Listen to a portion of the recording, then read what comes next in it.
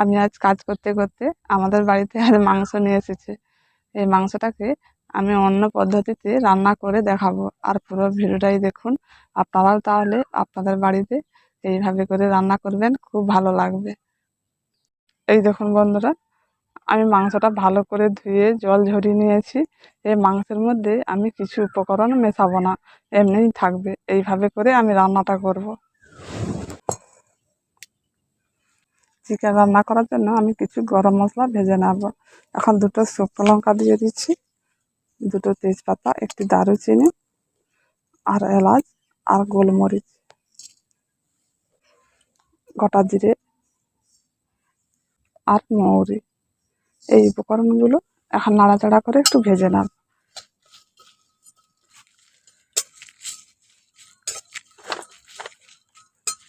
এখন গরম মশলাগুলো ভাজা হয়ে গেছে, এবার নামিয়ে নিচ্ছি।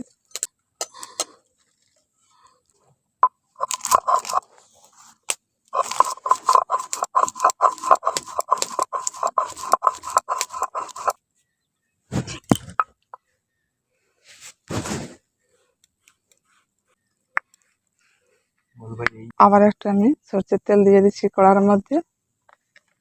এই তেলের মধ্যে রসুন দিয়ে দিচ্ছি, গোটা রসুন, আর আদা দিয়ে দিচ্ছি। আর এই কাঁচা লঙ্কাগুলো এর মধ্যে দিয়ে একটু ভেজে নেব।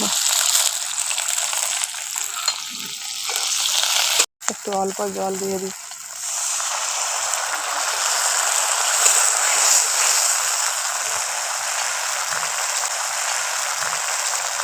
এর সঙ্গে অল্প করে আমি পেঁয়াজ কুচি দিয়ে দিচ্ছি।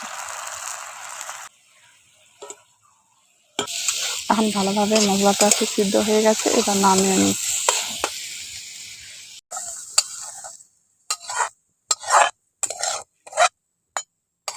মশলাটা ঠান্ডা হতে হতে আমি এখন আলুটা ভেজে নিচ্ছি।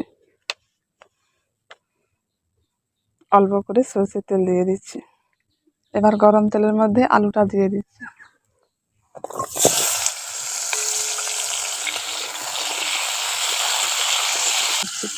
মশলাটা এখন ঠান্ডা হয়ে গেছে।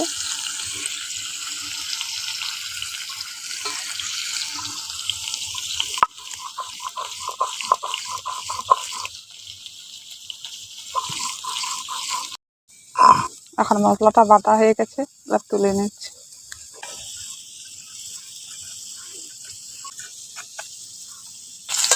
এদিকে আলুগুলো ভাজা হয়ে গেছে, এবার নামিয়ে নিচ্ছি।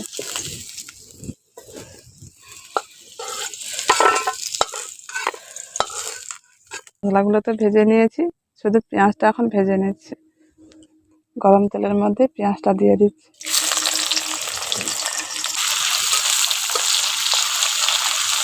পেঁয়াজটা একটু বাদামি করে ভেজে নিয়েছি, এবার বাটা মশলাটা দিয়ে দিচ্ছি।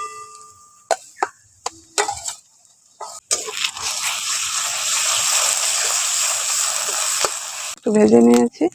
1 চামচ ধনে গুঁড়ো দিয়ে দিচ্ছি, 1 চামচ হলুদ গুঁড়ো দিয়ে দিচ্ছি, কাশ্মীরি লাল লঙ্কার গুঁড়ো দিয়ে দিচ্ছি,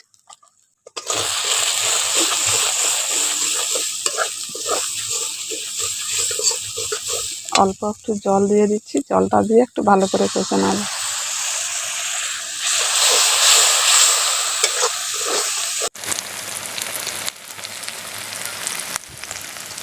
মশলা থেকে তেলটা ছেড়ে গেছে, এবার চিকেনটা দিয়ে দেবো।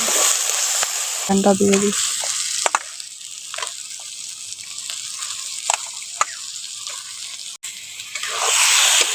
চিকেনটা দিয়ে চিকেনটাকে খুব ভালো করে কষে নিতে হবে।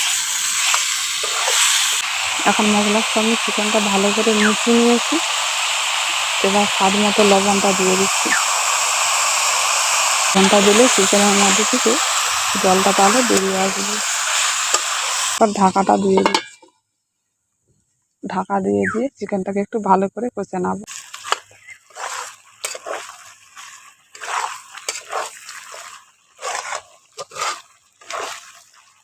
এখন ঢাকা দিয়ে চিকেনটাকে খুব ভালো করে কষে নিয়েছি।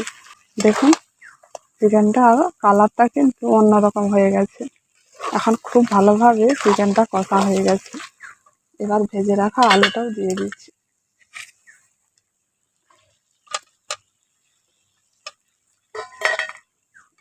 আলুটা দিয়ে ভালো করে একসঙ্গে মিশিয়ে নিচ্ছি। এবার পরিমাণ মতো জলটা দিয়ে দেব।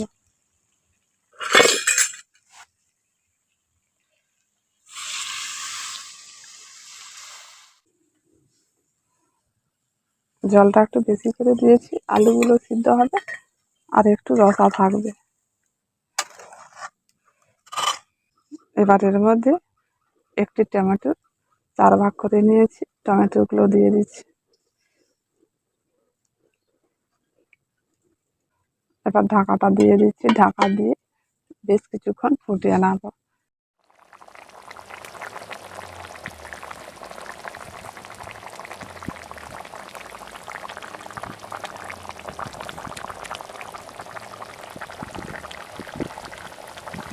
এখন বেশ কিছুক্ষণ ফুটিয়ে নিয়েছি, আর আমি লবণটা আগে পরিমাণ মতো দিয়ে দিয়েছি, আর আপনারা চাইলে আবার একটু লবণও দিতে পারেন। এখন লবণটা দিয়ে আমি বেশ ভালো করে ফুটিয়ে নিয়েছি। আলুগুলো এখন খুব সুন্দর সিদ্ধ হয়ে গেছে। এবার এর মধ্যে আমি যে ভাজা মশলা গুঁড়ো করে নিয়েছিলাম 1 চামচ দিয়ে দিচ্ছি।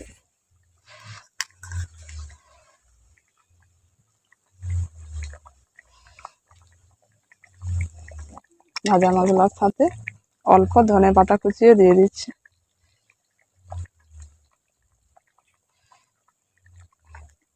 এবার আমি নামিয়ে নেব।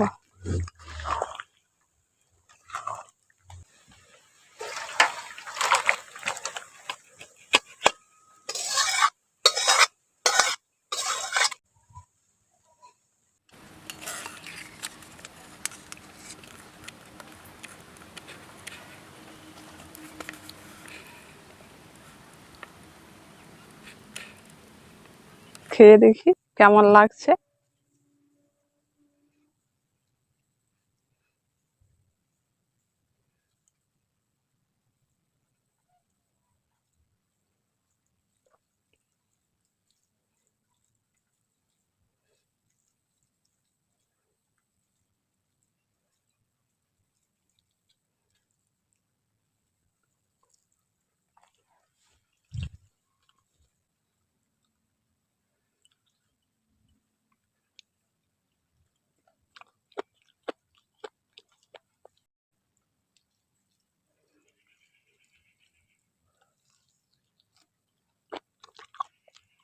মাংসগুলো খুব সুন্দর সিদ্ধ হয়েছে। আপনারাও এইভাবে মাংস রান্না করে খাবেন, খুব ভালো লাগবে। আর অবশ্যই একবার বানিয়ে খেয়ে দেখবেন। যদি ভালো লেগে থাকে একটু লাইক করে দেবেন।